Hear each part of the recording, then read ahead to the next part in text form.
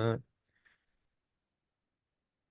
Hi, good morning. Uh, today I have a special guest, and this special guest will show us how to get started quickly with ThoughtSpot on Databricks. Thank you, Youssef. Hello, everyone. Good morning. My name is Penelope. I'm a solutions engineer with ThoughtSpot, and I will be very happily show you today how easy to start searching based on your Databricks data using ThoughtSpot.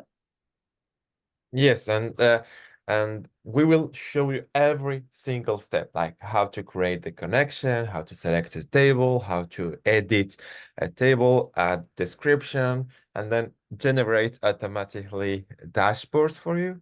And the purpose is really to democratize the access to the data or leverage well the data in your company. And the floor is yours. Amazing. Thank you so much, Youssef. All right, so I'll start sharing my screen. Maybe I'll do it full. And this is ThoughtSpot. I will go straight away to the data tab of ThoughtSpot where you can go and start creating your connections. So I'm going to be using one I've already created just to save us some time.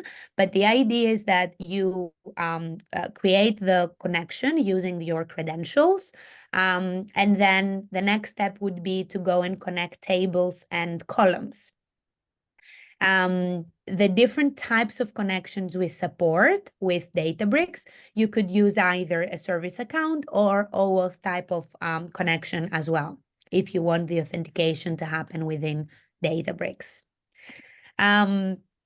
The next step, and as you can see, I've already selected 3 tables that I've connected, but I basically will deselect them to show you the process.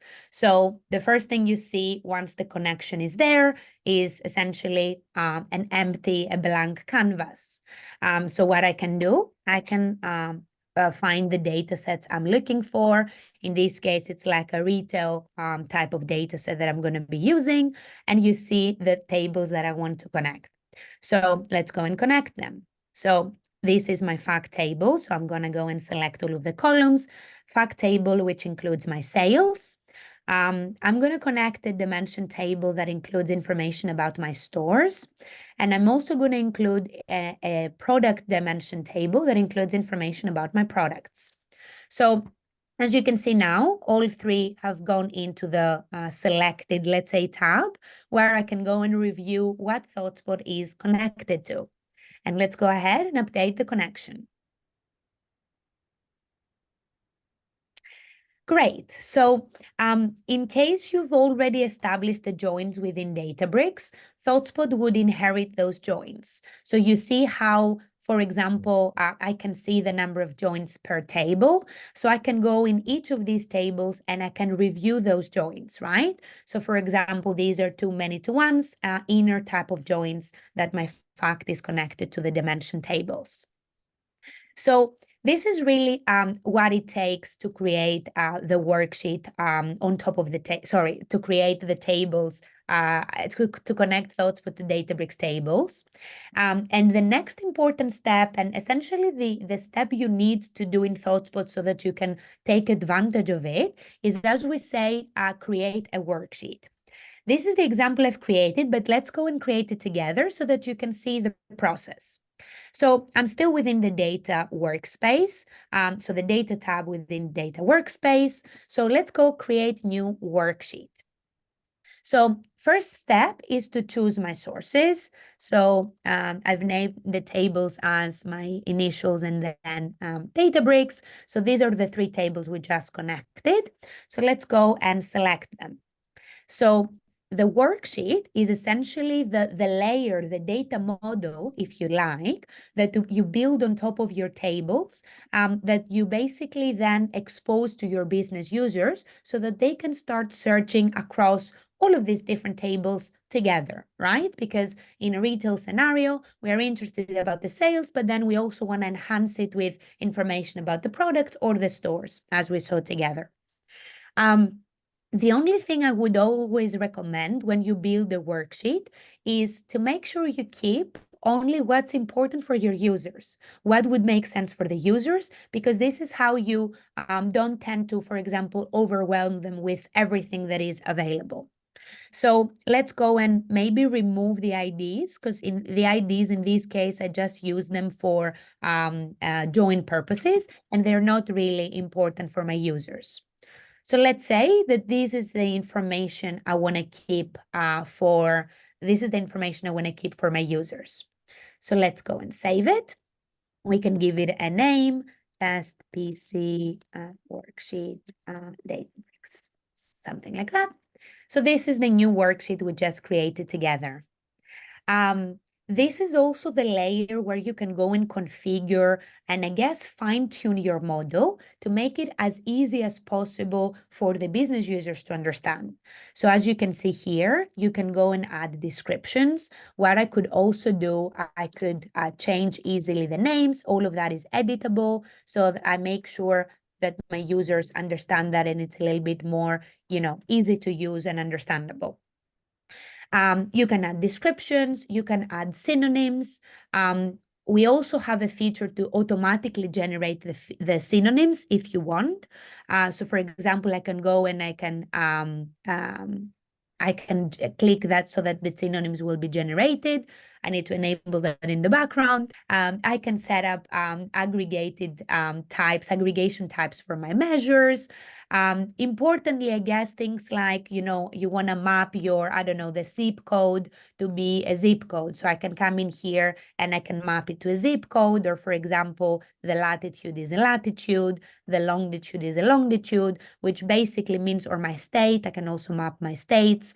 So sub-nation based on, the geographical type of information.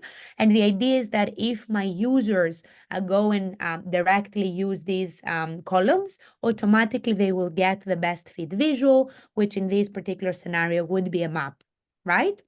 And similarly, for example, for this particular geographical type of information, I don't want them to be measures, even though it's like a number. I want them to be attributes.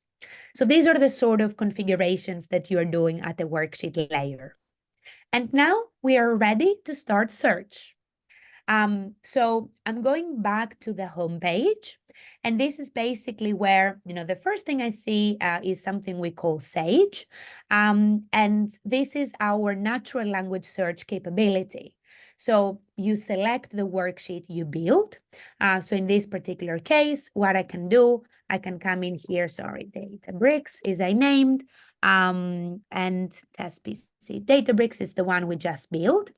So this is the worksheet we just built together, and I'm ready to start asking natural language questions.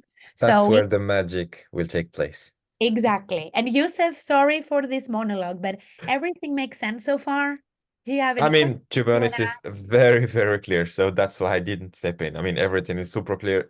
It's very, very easy to use. So that's perfect. Awesome. Thank you so much. So let's go and ask the first question. Something like, what are the best performing products, let's say, this year? Something like that. So let's go see what happens. So ThoughtSpot integrates with large language models and GPT 3.5 and 4 in specific. And essentially what we do, we translate this question from the user into our keyword search. For whoever is familiar with ThoughtSpot, our keyword search, our token-based search is traditionally the product we've been building for the past 11 years. But now we took it a step further and we make it even easier for people to start searching. So you see how I'm getting, the top products. So I'm getting the product name. So it recognized it well enough to map it to the relevant, columns from my data model. The record date would be this year. Sort by sales in descending order, of course, because I asked the best performing. So it would map it to the top keyword. But I don't have to stop there.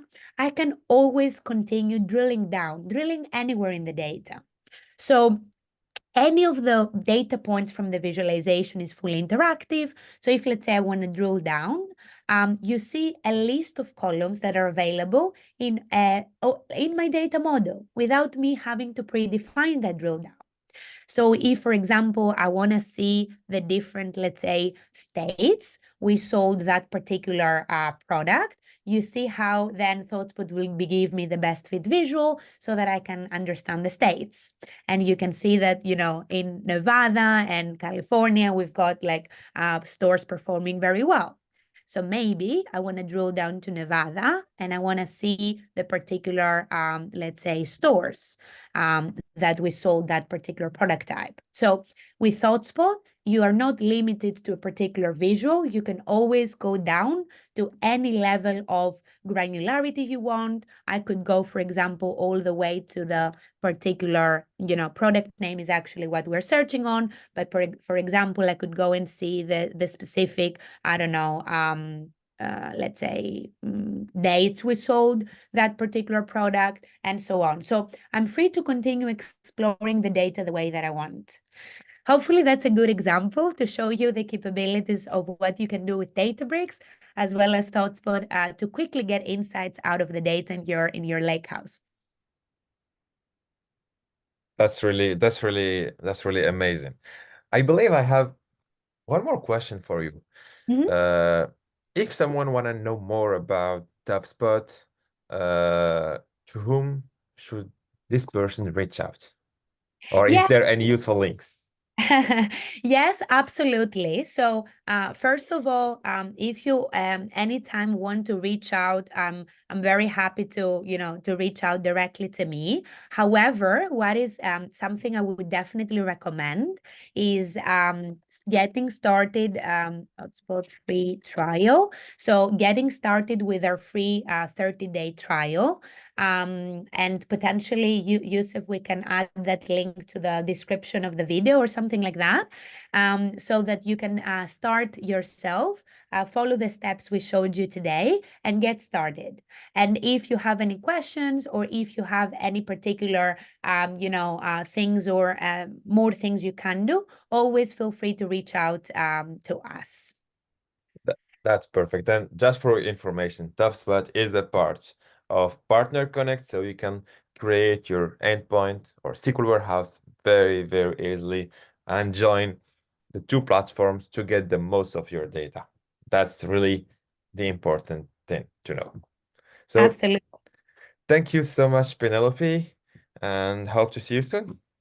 Thank you so much, Youssef, for having me.